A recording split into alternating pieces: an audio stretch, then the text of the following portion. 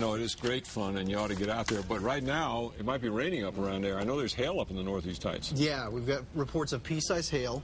And then down south, we've got some flooding issues. And actually, we need to update people on that around Williamsburg. Of course, we've had some very heavy rains and flood warnings continuing for Sierra County until 6 o'clock. But let's zoom in and give you the current situation. And right now, the storm itself is really weakening, and we actually have reports that the showers are receding. Those floodwaters are receding as well. They did not hit the homes, just barely getting over the curb, so that is good news there.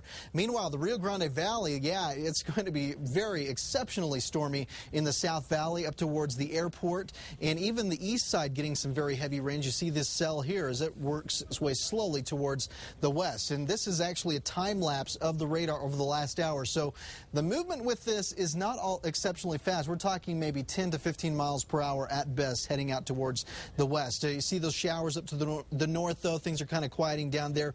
What to expect with this here in Albuquerque? You're looking at 45-mile-per-hour gusts out of the storm, pea-sized hail, and at times we could see some very heavy downpours and, of course, cloud-to-ground lightning. So it's probably best to just stay indoors, let the storm pass, and then head outside if you need to. So here's the setup, the overall setup, why we're so stormy is we've got an upper-level low spinning to our south and west. A cold front diving through the state of New Mexico is helping to recharge the atmosphere with moisture. We'll get these things together, and that is bringing in some very heavy rains and, of course, flooding issues as well, and that's going to play out for tomorrow.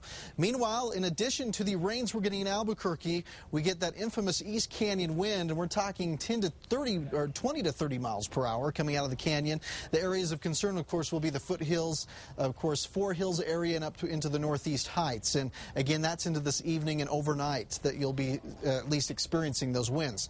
Precipitation forecast, of course, things kind of quiet down tonight, but tomorrow we'll see widespread showers across most of the state, and our areas of concern will be the southwestern mountains and back off towards the northeast. I think we'll probably even see some showers popping up here in the Rio Grande Valley. Sunday, though, we'll probably continue with showers, but to a lesser extent.